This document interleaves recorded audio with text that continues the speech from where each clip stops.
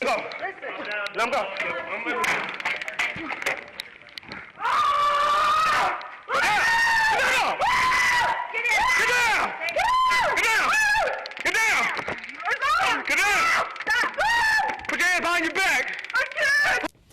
Katy ISD was back in the news this week, and it wasn't good. The district was targeted in a federal civil rights lawsuit after body cam video from 2016 revealed a campus police officer tasing a 17-year-old mentally challenged special needs student multiple times. Advocates are calling the force used horrifically excessive. Panel, what is your point? Marcus? I have continued to talk about police and the mentality and the culture of policing, regardless of what you believe about race and police. The idea that we have a culture of policing that gives them the ultimate authority without a training that matches that authority is why we have this issue. And unfortunately, we see this issue on people of color time and time again, but it is not just about color, it is about a culture. Case in point, if you look at what just happened in Arizona, where the police officers had the gentleman that hadn't committed a crime, they wanted him to sit down, he slowly leaned on the wall, and they ravaged his face over and over again, just punching him relentlessly. This is a problem, and we're not addressing the problem, but we want to say Blue Lives Matter without saying that ridding ourselves of this culture matters. Okay, Bob. Tasers were designed to be a tool to give you an option of going, instead of going to deadly force, you would have a step down below that to de-escalate a potentially deadly situation. It's evolved, though, unfortunately, in many cases, to a disciplinary tool where when you're dealing with somebody because either you don't want to wrestle with them on the ground or you don't want to, or you're just mad because they're not following your orders or something like that. Some officers now are using those as a disciplinary tool. We've got to get back to the issue that a taser is a less than deadly force weapon to be used in extreme circumstances. Nyanza. So when you think about children getting tased, I don't even know, I've never been tased before, I don't know what that would feel like, but if you're getting it 7 times, and Marcus said it hurts, so obviously he's been through that or knows somebody who has.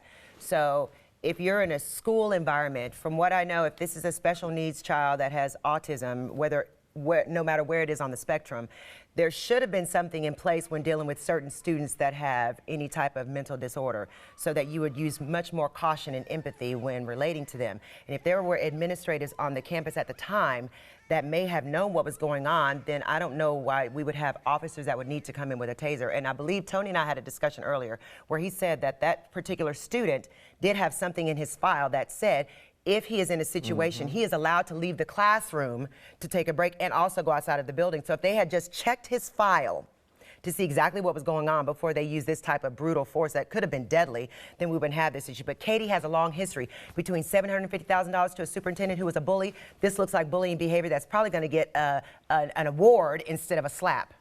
Bill King. You know, the thing that was most interesting to me about this story was it occurred in 2016. Right. Why are we just hearing about this now? Right. There really seems to be some kind of a governance problem out at Katy ISD. I would really like to know, what was the follow-up? Was this officer fired? Have they instituted training for special need kids and how to handle them? If you watch the earlier portion of that video, the young man, who is a very large teenager, walks up, but he's in no way threatening, and all he says he wants to do is walk outside. And why the officer just say, let me walk outside with, let's go walk this off. You know, I mean, I remember coaches doing that kind of stuff when I was a kid. You get mad about something, let's go walk it off and talk about it. You know, why he didn't do that. And I think get back to Marcus's point about this police mentality, that I've given you an order, and if you don't follow it, then I'm entitled to tase you. You know, or beat you. Yeah, or beat you, exactly. So I don't know, the training is an issue, but I also really wonder about what's going on in Katy ISD these days. Hold on, I'm going to move to another issue that's important because I want to spend some time on it.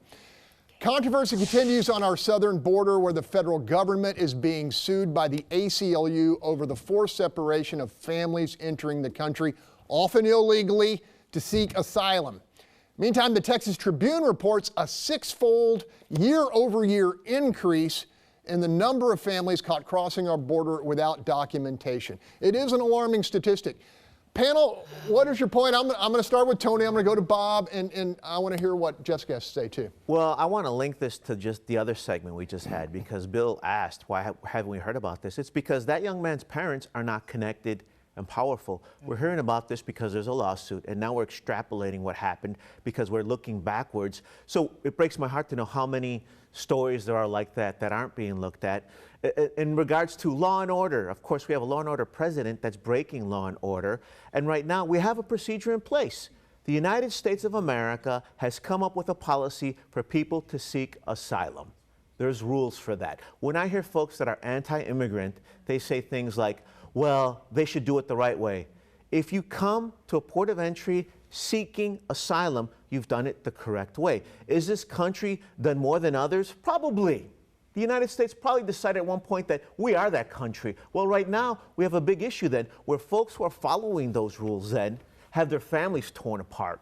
And it bothers me to think that we have American citizens in Katy being treated a certain way. We have parents at the border who have followed the rules being treated another way. We have to sit down as a country and decide what are the rules we follow, what are the humanitarian rules we're going to follow, and what kind of America do we want? Because right now it's all in disarray, and supposedly this is winning. If this is winning, I am sick of winning. Okay, Bob Price. There's a real soup bowl of non-facts there, so I'll try to address some of them. First With off, your own lies? First off, you present Non-facts yourself. are lies. Hold on. He let you talk. You He let you lied. talk. He let you talk. You present yourself for asylum at a port of entry. These are people that are being apprehended after sneaking across the border, after packing their children into the backs of 18-wheelers and in trunks of cars to drive across Mexico, placing their children in the hands of drug cartels, violent criminals. If you or any of you on this panel did those things to your children, the government would take your children away from you. These are people that are being prosecuted for illegal entry into the United States. They're going to jail. What do you do with a single parent when they go to jail? You take their child and put them into protective custody. The law is being applied equally here. The fact is that after the Trump administration announced this policy, the crossing of family unit aliens, which is the Border Patrol term for this classification of people, is the only segment that dropped.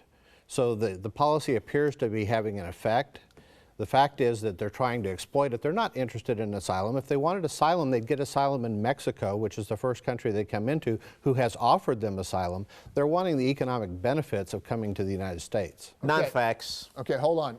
I'm going to go Marcus, then Jess. Go. You know, Bob's exactly right. They are putting their lives in danger. They're putting their children's lives in danger. You have to ask yourself, what type of person would risk their lives?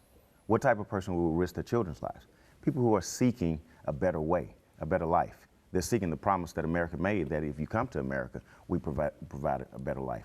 And you talk about the consequences. It's not just consequential on these families. If you look at what's happening, and it's not just they're picking them up out of trailers, they're going into businesses like they did in Ohio and in a flower shop where they took 100 people out of a flower shop, where this man had started his business, worked hard to build his business, and all of a sudden his business is in shambles because the promise that America made, which was we'll let them in the back door and we'll employ them and we'll keep it on the hush.